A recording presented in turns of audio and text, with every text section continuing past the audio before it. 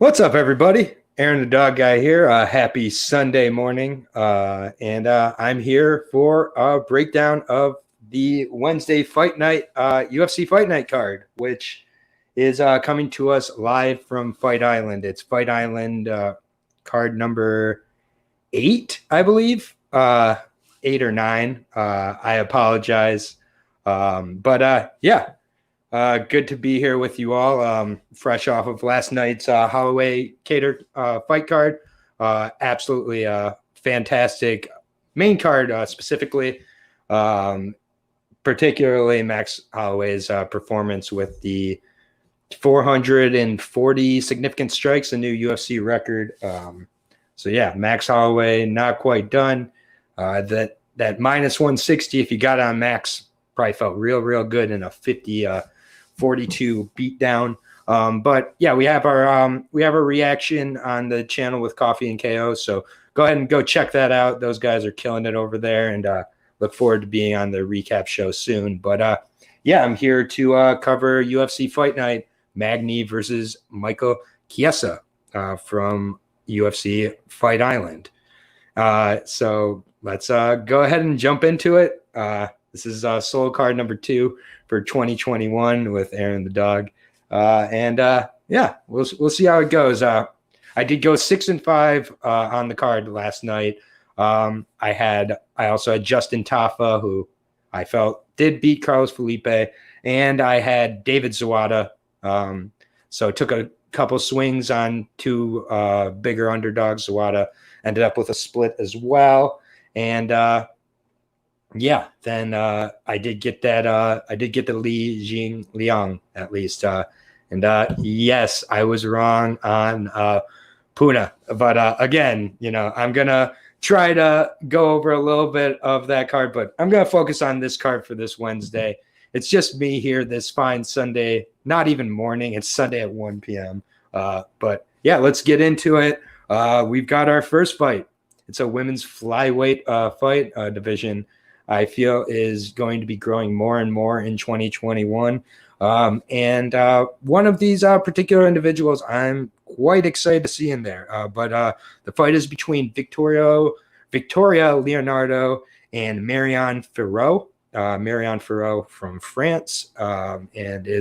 These are both newcomers. We're a little bit familiar with Valerie Laredo from both Invicta, as well as we're also familiar with her from the Contender Series.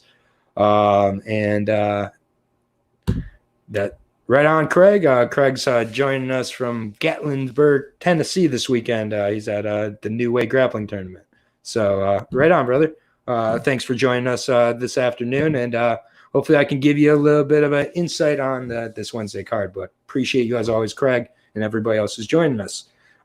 So Victoria Leonardo, she's coming off of that performance against Chelsea Hackett, the Australian Muay Thai specialist, where took a few shots early on, but ended up really kind of using her game plan, which is make the fight dirty, press it up against the cage, and make it, for lack of a better term, an MMA bout and not exclusively grappling or exclusively stand-up. Victoria, she's okay, but she's not exactly great at any one particular thing. She has a good win over Liz Tracy prior to the Chelsea Hackett win. Before that, she was knocked out by several head kicks that landed on by Erin Blanchfield, but I'm a big Blanchfield fan. We'll see her sooner or later. Happy birthday to Impa Kasanganai as well. Fight Banana's favorite, and looking forward to seeing you in there real soon, brother. Back to the breakdown. Victoria, she's gonna definitely have a stand-up disadvantage here against Marion Ferreau. Marion Ferreau is a legitimate kickboxing talent, throws really good power. She's only 5-1 at 30 years old, so a little bit of some questions as to experience, but her debut was against Leah McCourt, who I'm a huge fan of Leah McCourt. She's done really good with Bellator. This was in Cage Warriors. It was a split decision. Other than that, she has several KOs at this point. She's coming off of a first-round knockout in her last performance against a 6-1 individual in Gabriela Campo. And yeah, I look for her to definitely have the advantages in this fight. The odds are currently with Manon, who is a -175 favorite. I like her a lot in this fight. She definitely is going to have the skill advantage when it comes to the feet. Like I said with Victoria, she wins this fight the way she wins a lot of her fights, and it's by making it dirty, making it against the cage. We are at Fight Island. It's the larger octagon. While Vanessa Melo did win that fight, if you want to call it that, yesterday against Sarah Moras, who is now 6-7.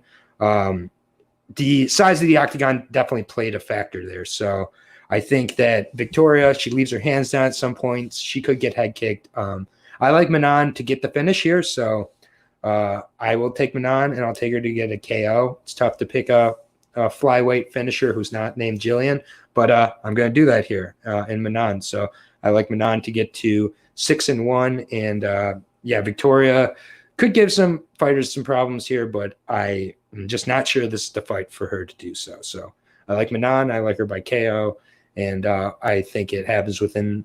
I'm not going to predict exactly when it happens, but I think KO is a decent bet. So it's a way to get a little bit of juice on Manon. Absolutely. UFC Fight Island 8, great points. That's what I'm going for. So that's the idea. So I appreciate the feedback there, Dave. And then, we're going to move on to the bantamweight division. We have a Nurmagomedov fighting on this card. It's not Khabib. We've got Umar or Omar, depending on where you go. Umar is the cousin of Khabib. He is taking on Sergey Morzov. This is a fight that has been scheduled a few times now. Last time, I believe Umar had to pull out. So, this is a really, really high level, high quality bantamweight fight here, in my opinion. I really like what I've seen of Umar so far, both in PFL and outside of which. He just looks like a Khabib who can kick, but his takedowns are a little more unique from Khabib's also. He doesn't just require getting up against the cage. He'll go for takedowns out in the open in the middle of the octagon. He really mixes it up. Because he's so comfortable with his ground game and his ground skill, that's his willingness to throw these kicks, throw the teeps, throw the front kicks. He throws a large variety, and I really like what I've been able to see out of him so far. Sergey Morzov, another guy who really, really gets in there and gets after it. He's very aggressive, has really good power in his hands. He's got good takedowns himself. And this is an interesting one. Umar is definitely getting the Nurmagomedov treatment with the odds here. He is a -500 favorite against Sergey Morzov. And it's tough. Nurmagomedov has been off since November of 2019. And he's had a few injuries that have kept him off. He's had to withdraw from a few fights now, one with Nathaniel Wood, and then he ended up getting sick during his weight cut for Morzov the first time. So that's those are a few questions with a guy making his UFC debut against a fellow UFC debutant in Sergey Morzov. And Sergey Morzov also hasn't fought since October of 2019, so there's a similar situation here. But Morzov has fought some good competition. He's been over an M1 challenge. I rate them quite highly also. So, I think that this is a fight that Nurmagomedov should win. He should be able to use his wrestling, ground Morzov. But I'm not crazy about the odds. -500. Against a guy who we don't exactly know how good he is in Morzov, who's faced really good competition, including the likes of Evelev. He did lose to Evelev, but he faced him and made it 3 rounds against him. He had faced some other good, lesser-known M1 talent. My official pick would be Nurmagomedov, and it would be to get the rear naked choke finish. But again, we don't know the condition he has from the weight cuts, and there's just some unknowns here that makes it kind of tough to really, completely take a stand on this fight. I will take Nurmagomedov, though, to get a rear naked choke victory. So I do have a couple finishes in these first few fights, and then obviously stay tuned tomorrow as I will be doing my few parlays. A couple of them came real close yesterday, but stay tuned for that video with Fight Bananas. But that kind of moves me on from that fight. I think it could be a really good fight. Minus 500 seems crazy to me. But we'll see. He may come in there and really prove why he was rated the way he was. He's looked really good in his tape. There's a lot of tape out there available on him, so I do appreciate that. So we're moving on to the lightweight division. Fight Bananas favorite here coming up, and that's Mike Davis. Obviously out of ATT, Mike Davis. He's been off for a little bit. I've had the pleasure of interviewing this guy. He's a great guy, really focused on his fighting, so I don't have any doubts that Beast Boy was only becoming more so that in this past year. With it off, I don't think he was completely taking off. I think he was building a lot of his skills and getting better in there. Had his UFC debut against Gilbert Burns, didn't go his way, but that's a tough UFC debut. Then his next fight against Thomas Gifford, just landed the entire fight, whatever he wanted. His hands looked outstanding and put him away with a face plant with about 15 seconds left in the fight. Really great performance by Mike Davis. And then, unfortunately, a few injuries. He had a fight set up against Giga Kachazian. He's now facing off against newcomer Mason Jones. Mason Jones, if you don't know, nicknamed the Dragon, Cage Warriors lightweight champion, Cage Warriors welterweight champion. So this guy's got some really good boxing. So I do think that stand-up wise, this is going to be a close fight. Mike Davis, I think, has some of the best power in all of the division. And I think that the power will be the difference between him and Mason, I apologize, on the feet. But one thing I look for in this fight is for Mike to show a little more of his overall MMA game plan. Mason is 10-0. He's got some really good wins, has that first round win over Adam Proctor in his last fight that stamped his ticket into the UFC. And hands-wise and overall on the feet, I think that this will be close. I think where it could be a difference for Mike is on the ground. I do think that he has good wrestling that he hasn't shown yet in his 2 UFC performances, but I think could really be shown here. Dave put me onto this kind of early on in the week, but I really do like the submission prop. It's at plus 900, and in a fight here where the stand-up may be a little too close for comfort and where there could be a real difference based on who Mike is working with over at ATT and his overall game, I think it's the ground for Mike Davis that actually could be where he ends up surprising Mason and getting the submission finish. So I'm going to take Beast Boy, and I'm going to take him by a submission finish. That's a plus 900. I get it's a long shot, but I think that is where he could really expose Mason, who on the feet is as good as anybody, it looks. So it's his UFC debut. We'll see. But, we get to the odds, of course, and the odds are with Beast Boy. And I will just get to those right now. Sorry, pulling those up. But with Mason Jones, he is a plus 155 underdog. It's a minus 190 for Mike Davis. Open at minus 210. A little bit of money coming in on Mason. They see the double belts. They see the time off for Mike Davis. And I can see this getting closer as the fight gets closer. I think the odds should be closer, though. I think Mason's a very good opponent for Mike, but I think Mike is better. And I think Mike will be able to have the power, be a little bit of difference on the feet, and then get this fight to the ground. I like a submission finish myself.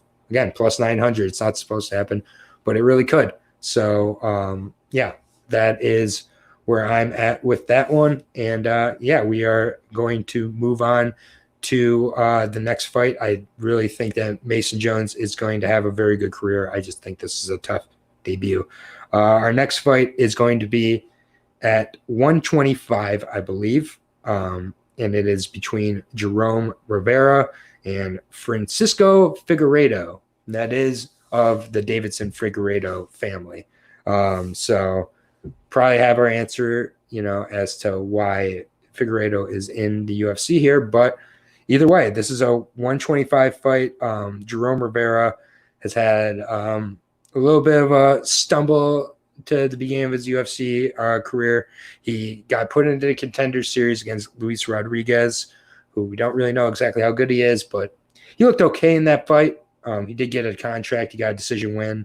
But they were looking for someone to come in on short notice, and Rivera filled in to come in on short notice against Tyson Nam, where he was put away in the second round. Nam pretty much had control of that from the beginning.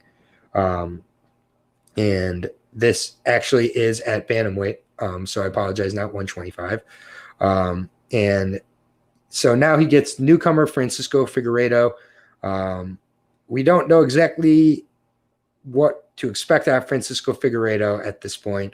He has not fought since he fought in 2019. September of 2019, he fought to a draw against Souza, where he grabbed the cage and point was taken away.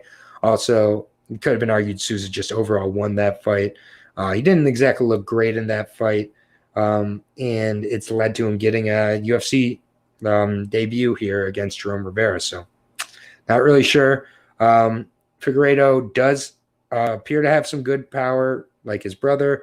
I think for Jerome Rivera, he's going to need to use his grappling to get this fight to the ground. I think on the feet, Figueiredo will have the power advantage and possibly speed as well. So, yeah, I think that getting this fight to the ground is where Rivera is going to look to have a lot of his fights happen anyways. And, yeah, I think that for Figueiredo, he needs to keep this on the feet.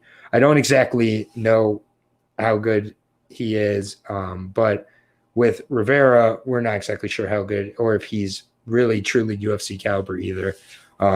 We look at the odds here, and it definitely is a close one. It opened as a pick'em, or it opened as Figueiredo as a slight favorite, and it's actually stayed there. So Figueiredo is a minus 150 favorite, plus 120 for Jerome Rivera.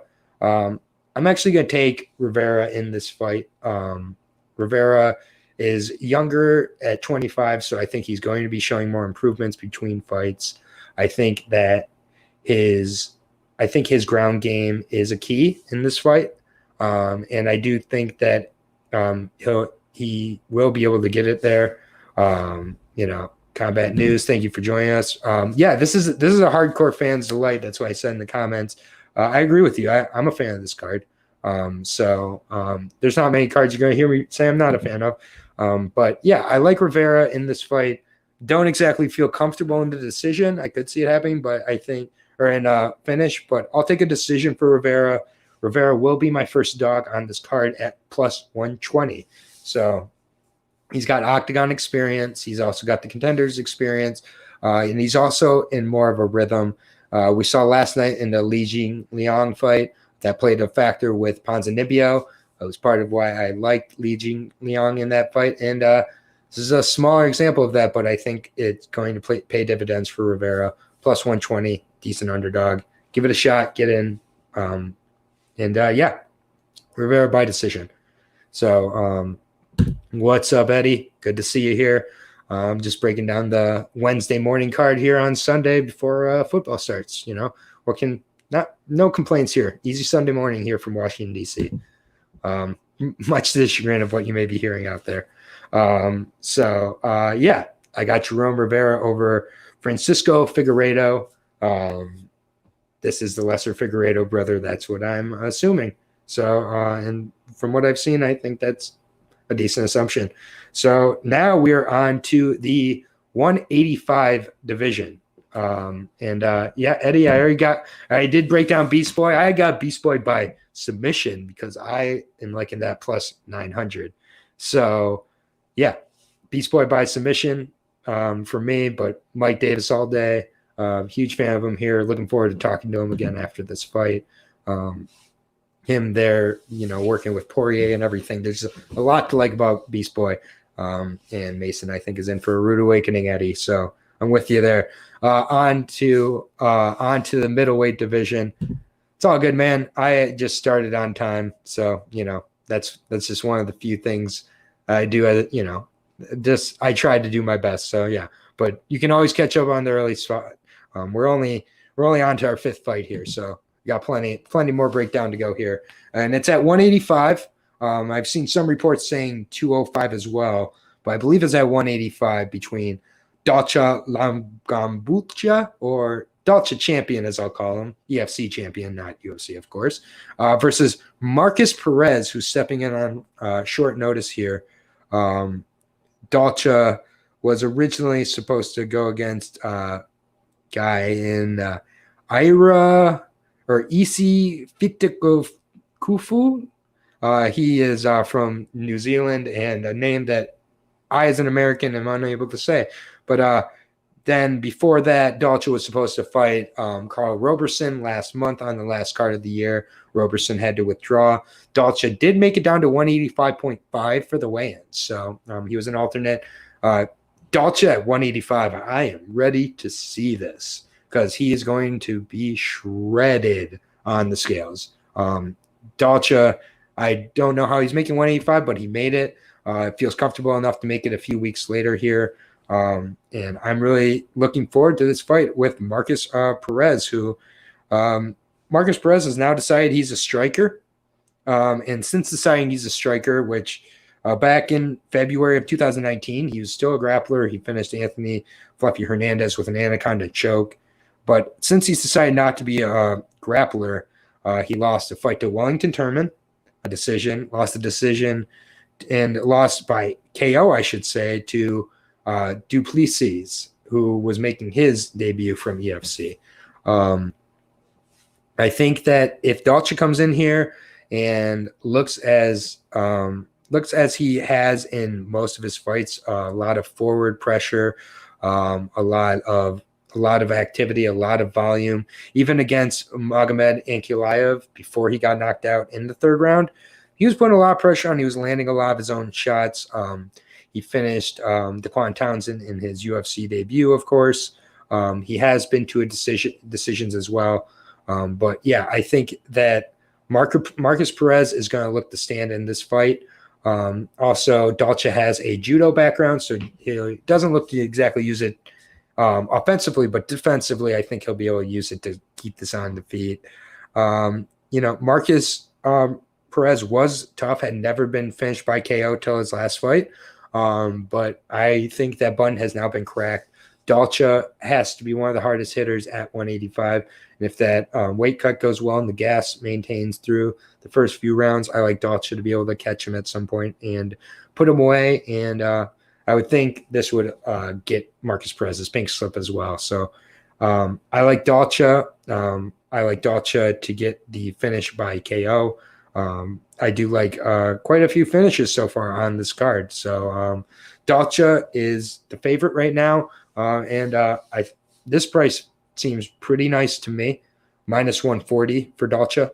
That will be, not a huge parlay piece, but it will be a parlay piece in several parlays for me.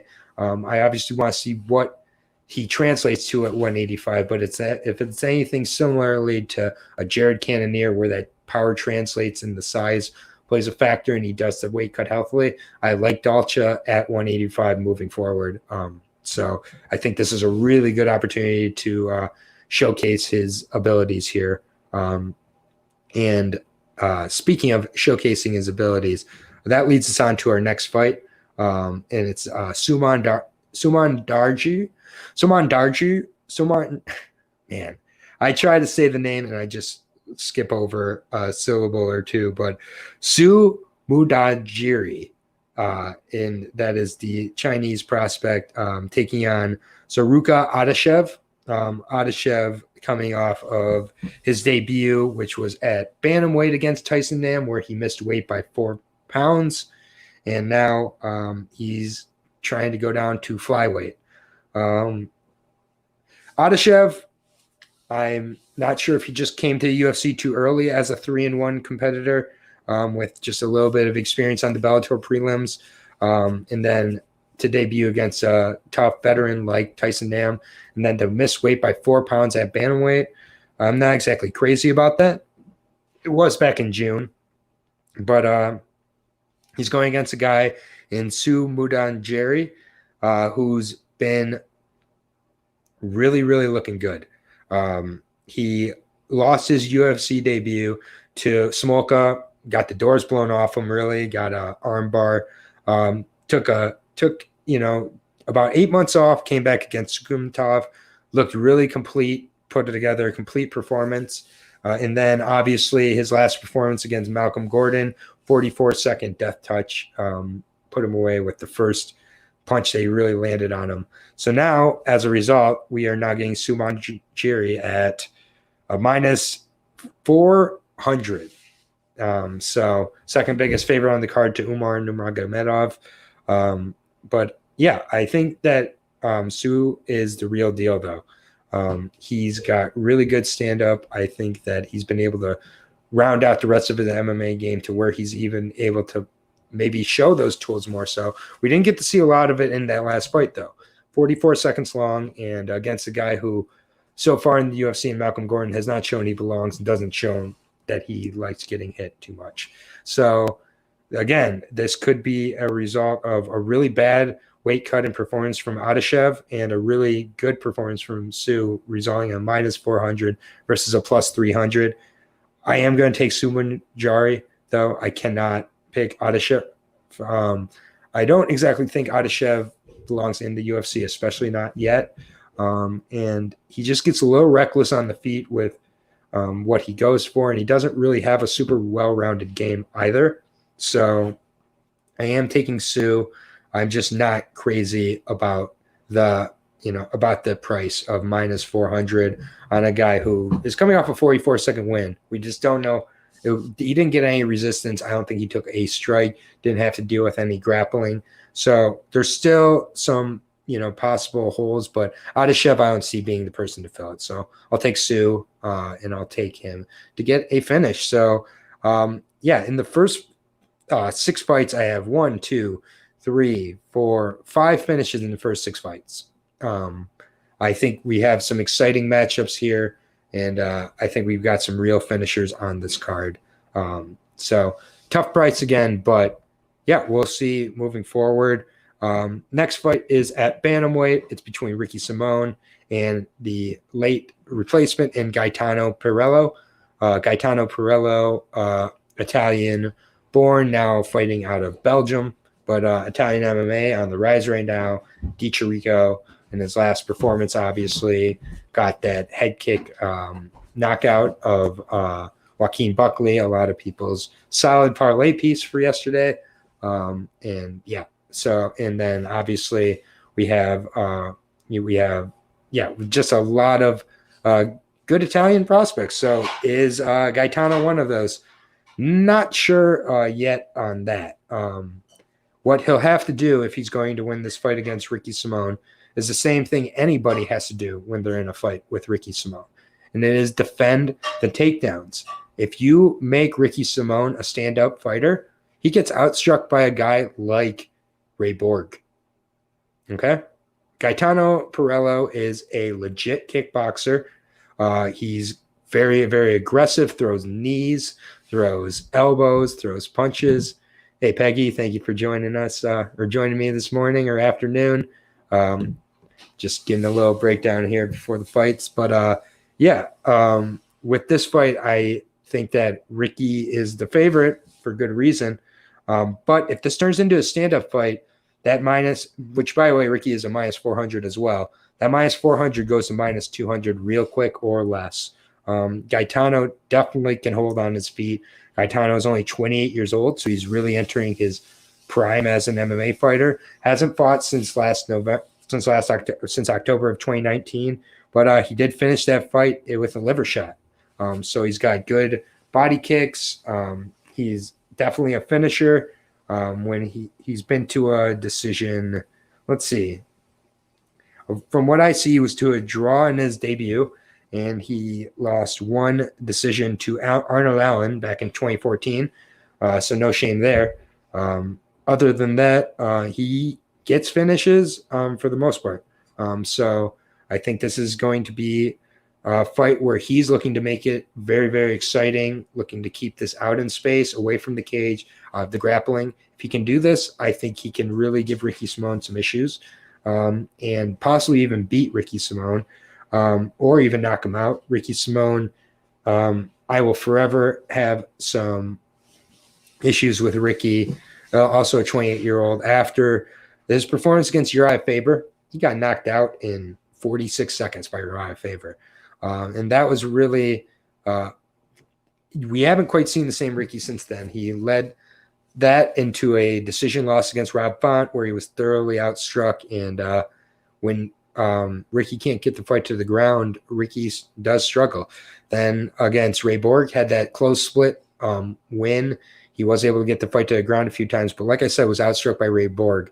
And I do think if Ray Borg can outstrike you, there's a very strong possibility Gaetano Pirello can as well. I am so tempted to take Gaetano. And this might be a situation where I'm looking to live bet it, because if Gaetano can, even if he gets taken down, can show he can get up from a few of those takedowns and maybe stuff some towards the end of the round, I will be live betting Gaetano here. Ricky at a minus 400, I do not think makes sense, nor I would recommend anybody building a lot of parlays or betting on. I just think, Ricky was coming in against Brian Kelleher, so a different type of matchup for sure. And I do think Brian Kelleher would have put away Ricky possibly. I really do. In this fight, I think that's still a possibility. You have a plus 300 underdog in Gaetano, so if you're seeing what I'm seeing and you feel that, I definitely could see Gaetano busting out. And Eddie agrees with me. I think at plus 300, it's worth a shot. A minus 400 Ricky Simón, that's not even a parlayable piece for me. Unless that price shifts a little bit, it's going to be hard for me to consider. It's a dog or pass situation. And I think we've got a live dog here. So, stay tuned. And,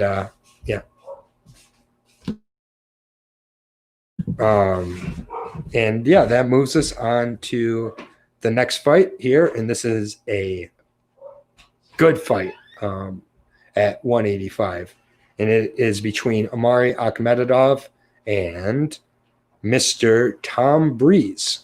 And this is a fight that was supposed to take place, I believe, on the last card of the year. I'm just double checking. Maybe not. But either way, this is a good fight, 185 fight between a grinder and a grappler and Omari Ecomedov, and a really good pure boxer in Tom Breeze. I think this is a really close matchup. I feel that either guy could really win it. Tom Breeze, 29 now, seems to have gotten some handles on some anxiety issues he was suffering from early in his career that resulted in day of withdrawals from fights. But seems to have gotten settled on that. Had a really good knockout of KB Bueller in his first fight. But in all honesty, KB Bueller just did not look UFC ready at all.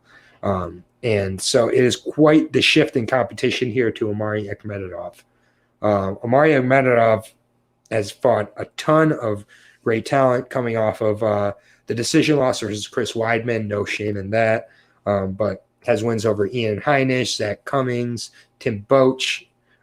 He's fought Abdul Al Hassan. I mean, he's fought a lot of very good opponents. He's been in the UFC since 2013. It's just like he's been around for a long time. Yeah, I mean, you kind of know what you get from him. He keeps going. He brings that same pace the whole time. He's strong for the 185 division, even though he's a former welterweight. And yeah, he looks to pressure you up against the cage, not give you space, and yeah, make it an ugly fight. He goes to a lot of decisions, and yeah, I see this being another really close decision. I like Omari in this fight. I see the odds are with Tom Breeze. He's coming off of a really impressive highlight KO finish, and I think that is why the odds are with Tom. I think that's why there's a little bit of money coming in. I love Omari Ecomedov for my second, I kind of consider it my second and a half with Gaetano, but my second true underdog pick.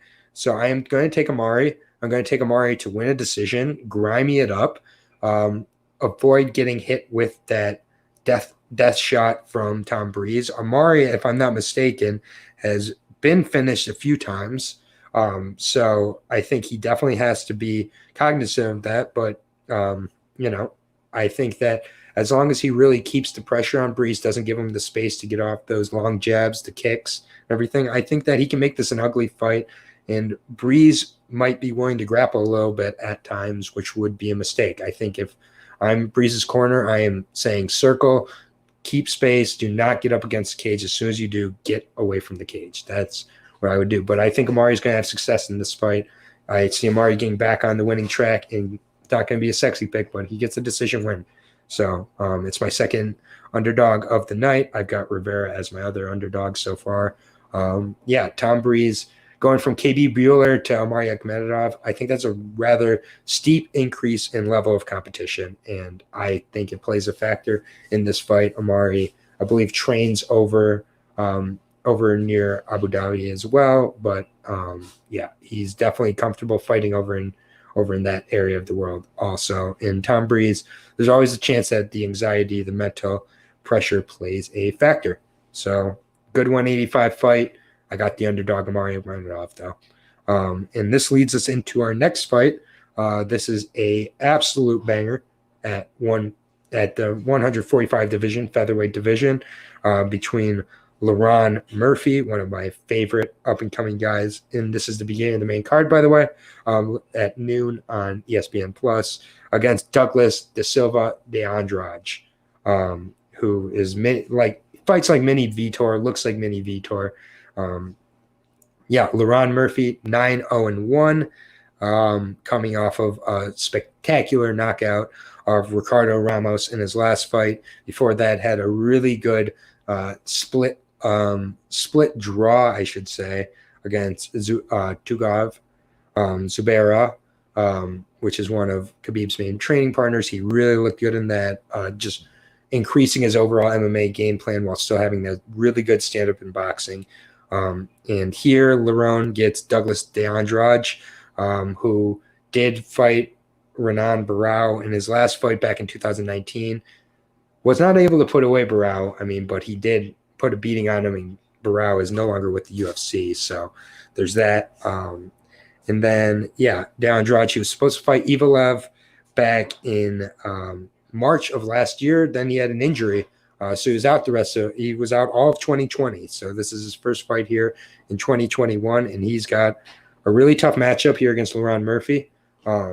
I see this being pretty much a stand-up war. And I think Lerone has the better power and better overall stand-up game. And I just think that if one puts the other on the back, it's going to be Lerone putting De Andrade on his back. De Andrade has not shown much of a grappling acumen at all. He's pretty much a pure Muay Thai fighter, but he's super aggressive, really, really highly skilled. He's been in there with guys like Peter Yan.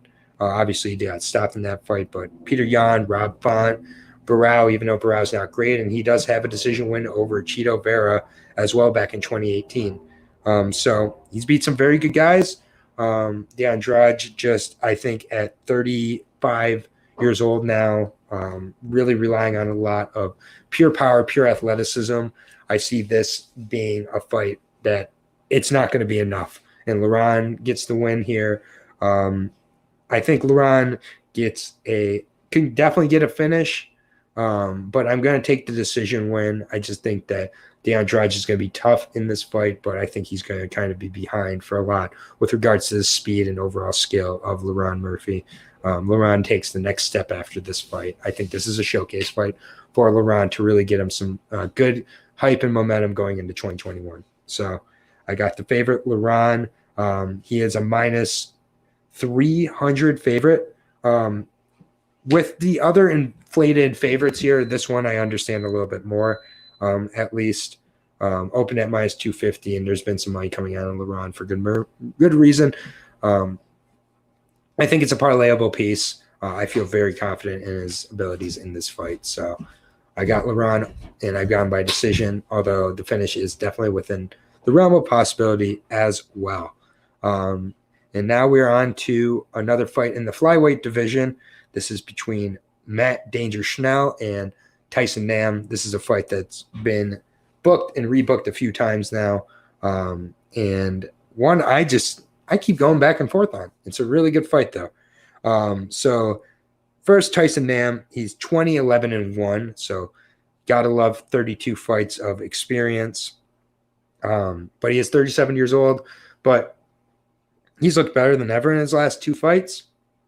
But they've been against Adeshev and Jerome Rivera, two guys that I don't rate super, super highly.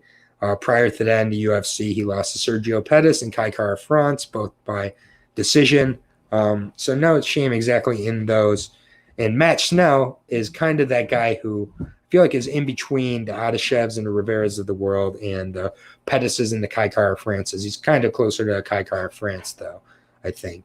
The thing with Schnell is he's had some weight cut issues in the last few fights. So that's not driven me. I'm not crazy about that. And he was put away by KO in the first round by Pantoja in his last fight. So I do think the cut to 125 is quite tough on Matt Schnell. And the way that Matt Schnell is beat is by KO. Tim Elliott, he was choked out by. Rob Font, knockout, first round. Hector Sandoval, knockout, first round. And then Pantoja, knockout, first round. Tyson Nam is on a 2-fight knockout streak here. But we've seen how some guys have been doing with their 2-fight spectacular knockout streaks, Joaquin Buckley. And not great here. But, I think that Nam has the advantage of it being a better weight cut for him. And then he has the experience, and I think he has the better chin of the two, and power is pretty similar. I'd like to see Matt Schnell grapple in this one. I think grappling will be how Matt Schnell wins this fight. I'm going to go with Tyson Nam. And I really want to pick the KO. I'm not going to pick the KO. I'm going to pick a decision win for Tyson Nam. I think that I think he's going to hurt Schnell at points in this fight, but I think Schnell's going to be able to survive to a decision. But I like Tyson Nam. I like the price at minus 140 for Nam. Again, I think that's a decent parlay piece. I also do think that Nam is well within the realm of possibility to get the KO here. That is how Schnell loses his fights, and he loses them in the first round a lot of times on those. So very interesting fight, but a very good one at 125. And one of these guys take that step into the kind of upper echelon of the division. So I'm excited to see this one, but I got Tyson Nam minus 140 in this one. So leads us to the third from the top. Now, these next two fights are interesting fights. I'll say that. This is at the women's flyweight division. It is between women MMA pioneer Roxanne Modafferi and Viviane Araújo, who is the 34-year-old prospect. A lot of people, I feel like, don't realize that Viviane Araújo is, in fact, not a spring chicken here, at 34. But she has looked pretty good coming off her win against Montana De La Rosa. Really was able to keep the fight on the feet, show her speed. She has really good speed, good hands. Obviously came in on her UFC debut against Talita Bernardo, where she was able to get the finish up at 135. She had talked about going down to 115. She kind of got stuck at 125, and now at 34, I think 125 is where she belongs. She got a win over Alexis Davis before having a slip up against Jessica Ai, where Jessica Ai just kind of was able to use her size and, grapple a little bit. And then David, not going to provide your I don't know who Julian Roberts is fighting. I don't know who Julian Roberts is, actually. But if you want to let me know who Julian Roberts is, maybe I can answer your question. Anyways, this fight between Roxanne Modafferi and Viviane Araújo, I think that if it's on the feet, obviously Viviane wins. But if anybody's on the feet with Roxanne, for the most part, they're going to win the fight.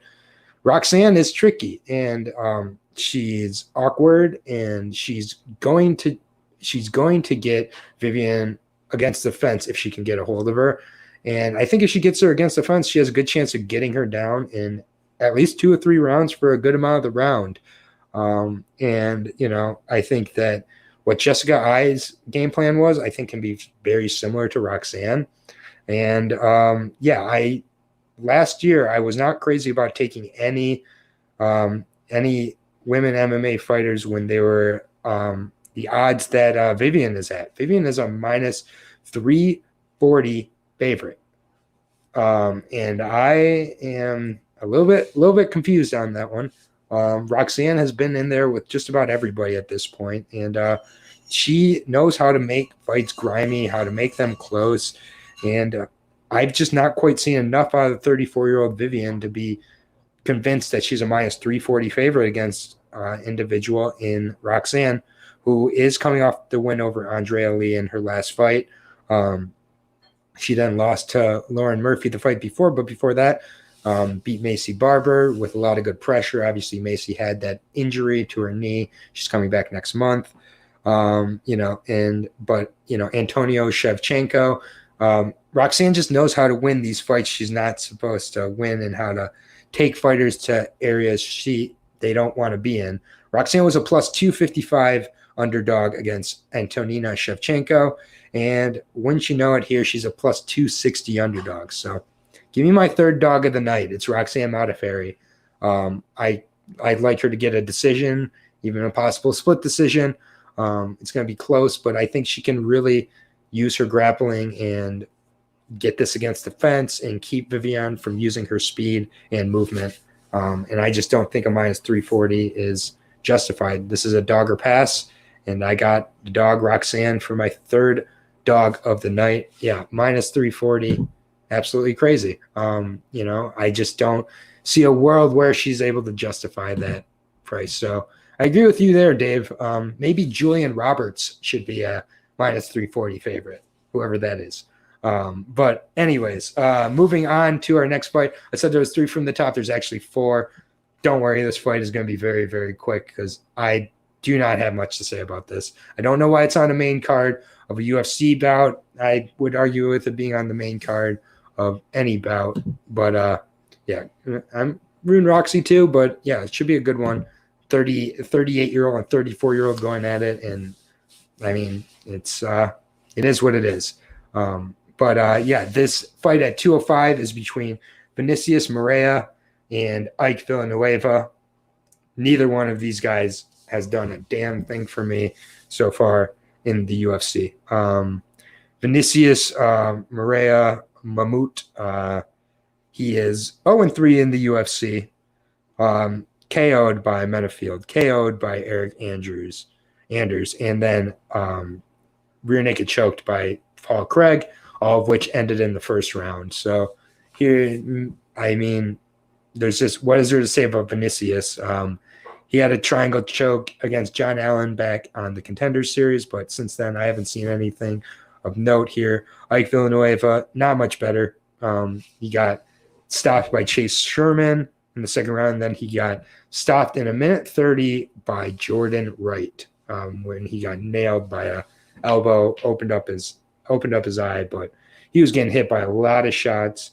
That is just kind of what Ike Villanueva does. But Vinicius does not have any resemblance of a stand-up game. So I think that unless Vinicius gets this down to the ground quickly, I could see Vinicius getting a submission finish.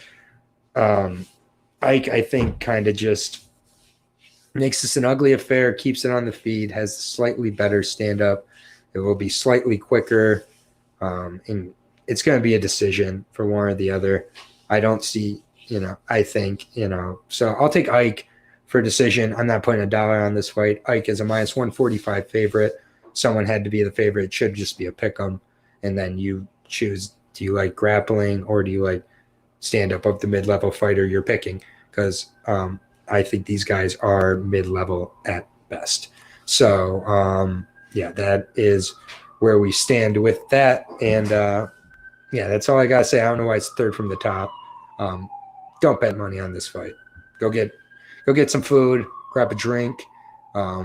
It is only going to be 2:00 in the afternoon. So, but it's 5:00 somewhere. So I'll take Ike, though, but whoever loses is going to get their walking papers before they leave the octagon. So at least we get a little bit of work on our, on the overall roster. We lost, I think, a few people last night from the losses. We're going to lose another one there. This leads us on to our co-main event of the evening.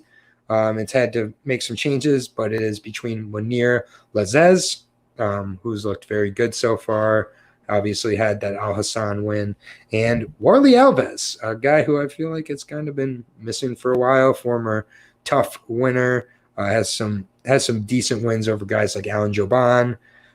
He has, a win over Sultan Aliyev. And he also has a guillotine choke over Colby Covington, although back in 2015, still stopped Colby Covington in the first round. So Warley in his last fight did get triangled by Randy Brown, however, and so not great. But Mounir Lazzez, nicknamed the Sniper, that's exactly how he fights, really controlled, establishes good distance, has good finishing ability, but did go to a decision in his first fight against Al Hassan, but really was fighting a very intelligent game plan, going away from the power of Al Hassan. And, I think this is an interesting fight. Warley Alves, he's been out for a little while, I believe. He's been out since November of 2019, so another fighter who did not fight in 2020, so I'm curious to see how he comes in here. But he's definitely fought a high level of competition, but he's lost to a lot of that upper echelon.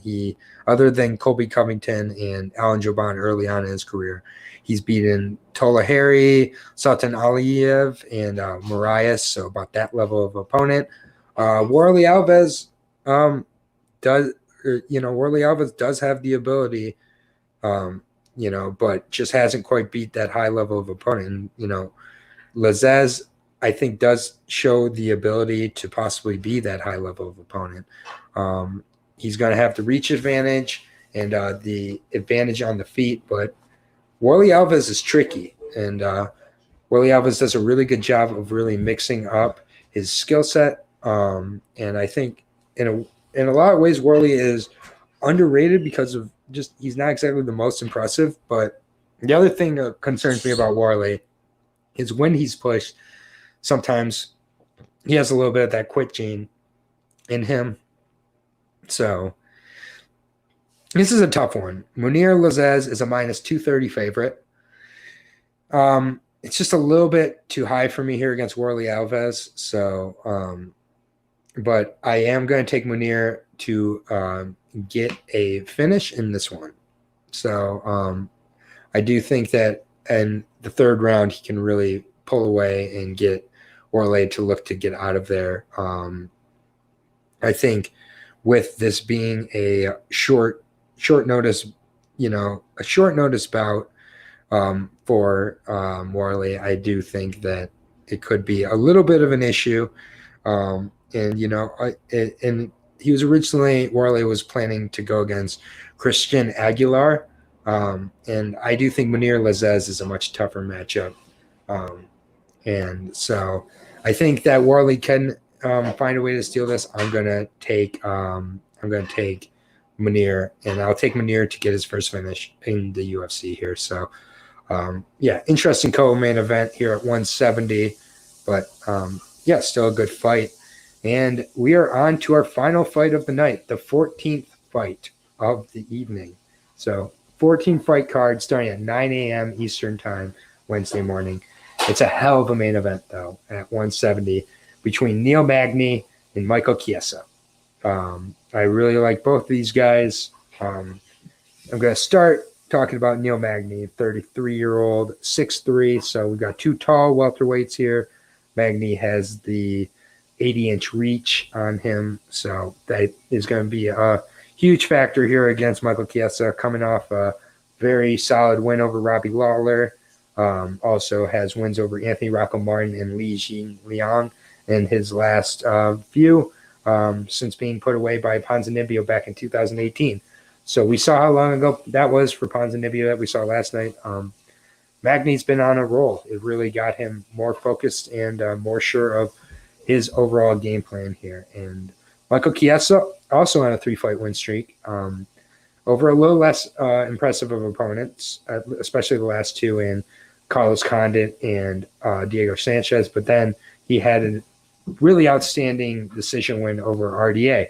So this fight between Mike and Neil is an interesting one. I think that it is, this is more so a fight where it's how good is the other one going to be. For Chiesa, how comfortable is he going to be with his stand-up? It is, I think, a part of his game that when it's rolling, it increases how his grappling works. And with Magne, I think that Magne is going to look to keep this on the feet for as much of the fight as he can. The issue Magne has had for the most part is big hitters, but he also has been submitted several times. I think that, let's go Mike from Eddie. Great matchup. I agree. I just think it has been a while since Magny's been submitted, 2017 against RDA, but he's been submitted multiple times in his career, and we've seen how Chiesa's grappling has looked lately, and it's looked really, really, really good. He had the Kimura win over Carlos Condit, which, is a good win. Diego Sanchez, he was just dominating the grappling throughout. He did not finish, but his grappling was so superior that it was eye-opening to me, frankly. And then RDA, fight where, again, great grappler, wasn't able to get the finish, but still really showed that control of the overall grappling game plan. And then Michael Chiesa, he was supposed to be at a Submission Underground event, ended up pulling out of that and getting a little bit more committed to the commentating aspect of things. So it does give me a little bit of pause when fighters start to get these huge interests outside of the octagon and they really start to show more and more focus and passion towards that. And with all due respect to Michael, I definitely respect that. But I don't think that Neil Magne has any sort of thoughts of when he's exiting MMA. It feels like Kiesa does a little bit. So yeah, it's a really good matchup here. I've been going back and forth on this one. I am going to go with Neil Magne. I think that he has shored up those aspects of his grappling.